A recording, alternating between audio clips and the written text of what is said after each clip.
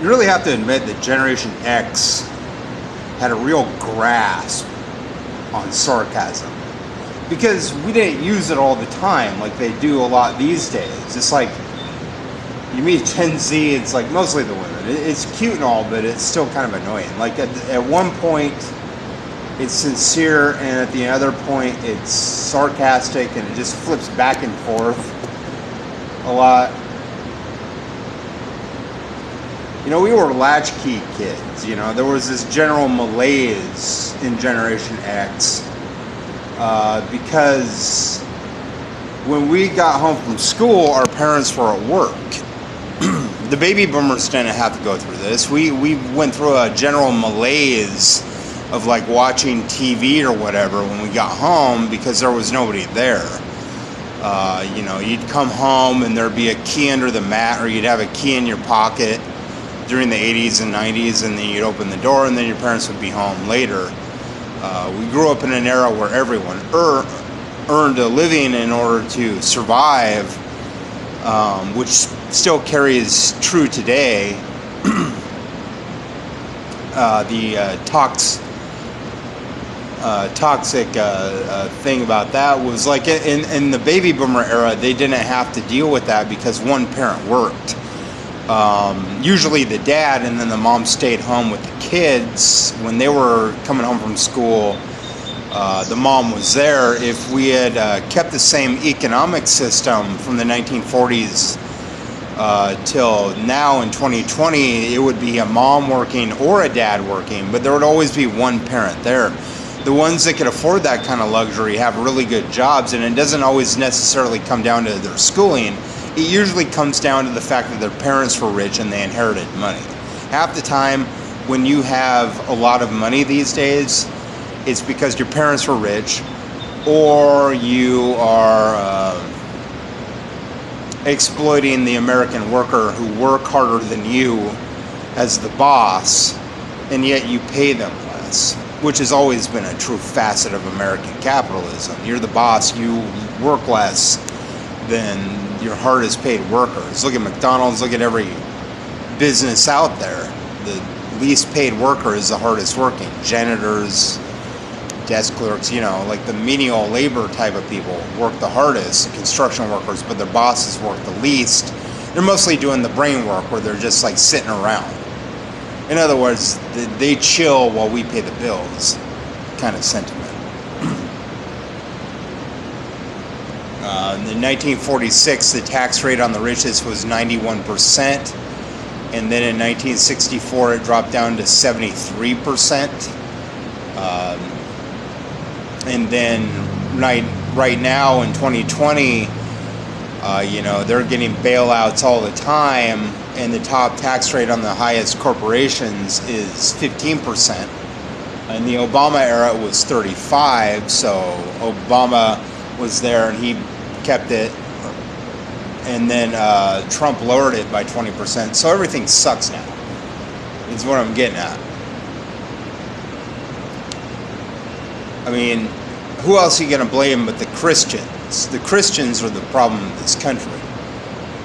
You look in the Bible and it has 100 verses, give or take. There's at least 100, because I found a page that was 100 verses. I read all these. Against greed. Where are the women at? Oh, okay, they're on lock. Greed, even if you're a socialist or communist. Greed. They're Gen Z, I'm Gen X, but you're a bigot. Greed, age phobe, greed.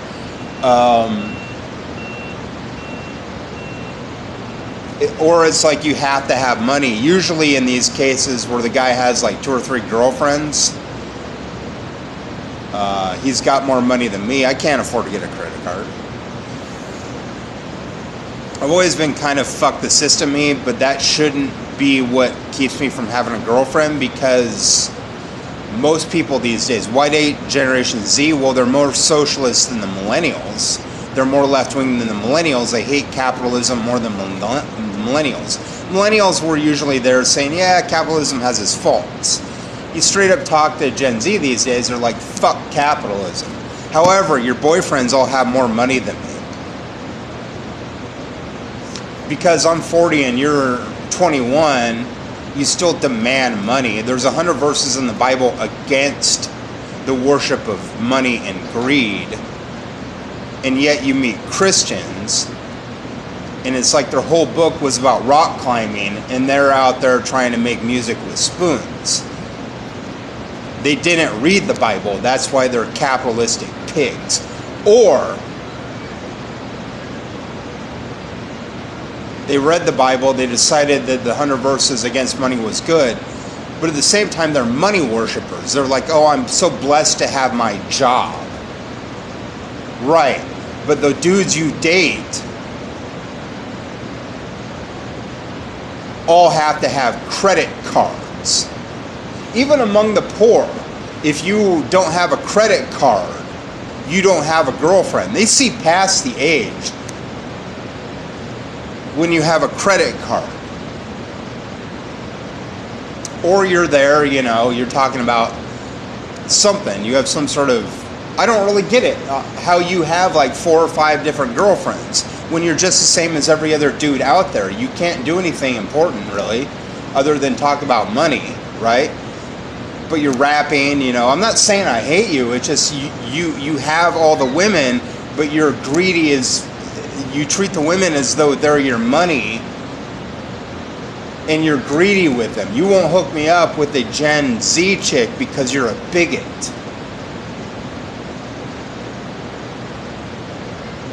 And half the time you're lying anyway. You're saying stuff like, oh, they don't like you. Yeah, that really helps me when you say something like that. See, Gen X has a better grasp of sarcasm than you do. Like, when I see a woman, it's like, I'm very sincere to her. I say things that are very nice, and I try to get to know her. Like my friend in Chicago. It's probably trolling me, but I don't know. I've not seen proof of this, but I've not seen proof against this, so I don't know. All Gen Z does is make my life horrible anyway. I mean, you hook me up with women that aren't really all that talkative, and they don't really want to meet, so I don't know. The whole coronavirus thing is going on, so we have this social distancing, so I don't know if you're playing me or not. I really don't, because 8 times before somebody was. I don't know if I can trust Christians, because every time somebody has hooked me up, it's been somebody that's been a Christian or somebody who's been lying to me. It's always been some sort of theist or somebody who's been lying to me. I think that Joy Baker chick 4 years ago she claimed to be an atheist and a socialist, but she was lying to me. All Gen Z seems to do is lie to me. So I don't know, maybe it'll work out, but it still seems like you're lying to me. I'm talking to this girl in Spokane that's in Idaho. She doesn't talk much because she's Korean, but I don't know if it's real because there's no proof that she's real. Because of the coronavirus, we can't meet. There's this general sense in America now that capitalism sucks, especially among the young people. The millennials were there, and they were either the fuck capitalism types, and those were still kind of like the hippies. But even now, among like the normal average American girl who might be a cheerleader chick, there's still this malaise about capitalism among like the preppies in college that is in a way very refreshing to see, because it's like, if I were to have had kids when I was young, those would have been my kids, and I would have been very proud of them for wanting to stand up to the system with their Bernie Sanders shirts and their attitude against the system. The whole fuck you attitude I appreciate. And of course that carries through with every kind of scene, from rock to rap. It's the fuck capitalism thing. But still at the same time, it's like you're trolling me. You won't hook me up with a chick. The chicks talk to me on the street, but they never make eye contact with me. They only talk to me when they have boyfriends. They say bigoted things to me like, hi, atheist. So, I mean, it's like you're a bunch of money worshipers, even though you hate capitalism.